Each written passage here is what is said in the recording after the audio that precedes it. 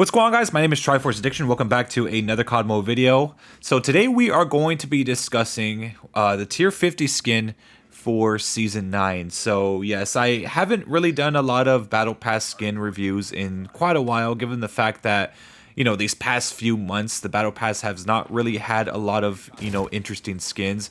But in this case, at least for the Halloween season, this actually happens to have like a lot of good skins. I think I would go as far as to say that this is probably the best battle pass that we have gotten in this entire year. And it's kind of a shame because it kind of feels like most of the battle pass, or I guess the quality of every battle pass, seems to diminish over time.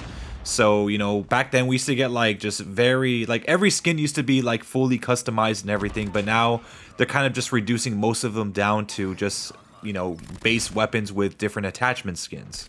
And even when it comes to the tier 50 skin, the one that you've grinded your ass off to get is like sometimes it's kind of often maybe the worst skin of the battle pass. And recently we've been receiving a lot of weapons that haven't had the most ideal type of iron sights. And usually some people would, you know, look forward to the battle pass tier 50 skin to see if the iron sight would at least improve with the epic. But it doesn't really seem to be the case all the time. But even more so now, I mean, like, yeah, you use the epic skin for a bit, wait till a legendary or a mythic of that weapon to come out, and yeah, you basically never use it again. Or if anything, a lot of people would probably prefer to just use the base weapon. I mean, yeah, it, like, you know, the battle pass skins have not been really reliable to use. I mean, look at the Striker 45, or even look at the Growl with the Nordic Warrior. I mean, as good as it looks, it's not really helpful when you're actually using it in practice. But with the CX9 Deadly Light, we finally catch a break, because this one, at least when it comes to the iron sights, is far, far more useful than the original weapon. But with the CX9 Deadly Light, it actually is extremely good, especially when it comes to the iron sight. And not only that, just the overall design just looks pretty elegantly done. It seems like there was actual effort put into it. But yeah, I mean, yeah, for the first time in a long time, I mean, we finally have a tier 50 skin that's actually worth getting. And immediately when I started using it, I already fell in love with it. I mean, it's just absolutely incredible. And this is something that we've needed for a very, very long time. And unfortunately, like, I think probably one of the biggest reasons as to why the tier 50 skins have been shit is probably because they want to incentivize players to actually go for the legendary weapon or the mythic weapon. Any regular person that plays this game will probably look at certain battle pass skins and be like, oh, this sucks. I mean, this doesn't really help my gun a lot or anything. Now I'm gonna have to put like a red dot sight. But wait, there's a draw in the main menu that you could actually look at, and wow, this iron sight looks way better. I want to actually buy this skin. So I think that's the approach that they're going with when it comes to these battle pass skins. They don't want to put too much effort into these things. Or if anything, I mean, yes, like you know, just the overall designs of most of these tier 50 skins are pretty cool. But, you know, I feel like at times they kind of like compromise the iron sight on purpose, knowing full well that the legendary is always going to have the better iron sight. So it's understandable why they would do it in a business standpoint. Of course, it's pretty scummy.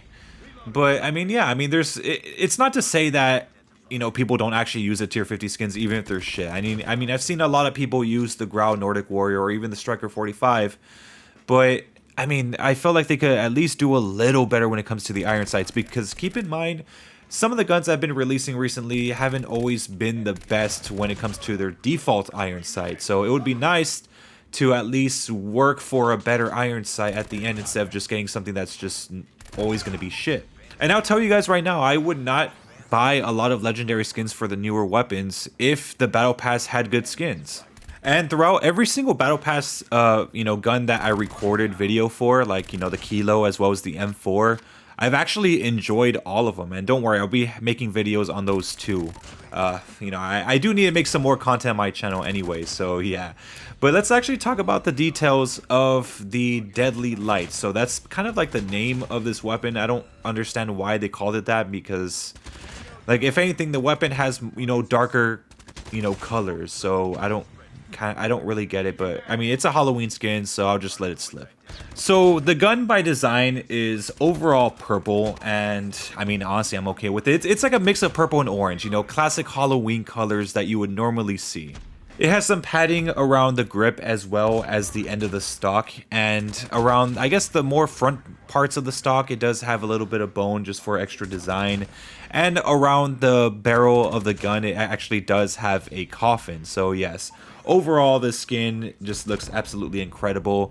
And I know I've kind of like, delved into the iron sight a lot with this thing, but I do have a minor complaint. It's just a little spike at the end of the iron sight that is not too revealing. I think it's a little too small for me to see at times, and I feel like it does mess me up in my aim when I'm going, for longer range kills. So if anything, I would have liked if they just took out that skull so it could be a little, like the little spike there could be a little more revealing. But hey, it beats the chunky iron sight of the original weapon. I'm pretty sure anyone would agree with me. And I know I don't really talk about camos that often when it comes to coverage on certain blueprints, but I decided to do it this time around because it pretty much looks sick on everything, and this is how it looks like with diamond. So yes, guys, I'm just letting you know right now, I have diamond on it. I've already finished it.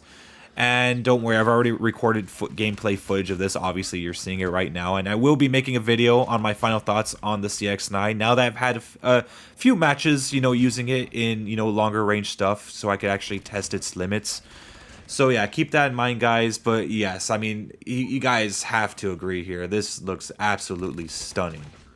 And when I see blueprints this beautiful with diamond on it, it just kind of makes me miss using diamond sometimes. So I might, for a while, use diamond again. I'm not really sure how long that's going to last. I'm always flip-flopping between camos. Sometimes I use fluorescent on my weapons. Sometimes I use ether crystal.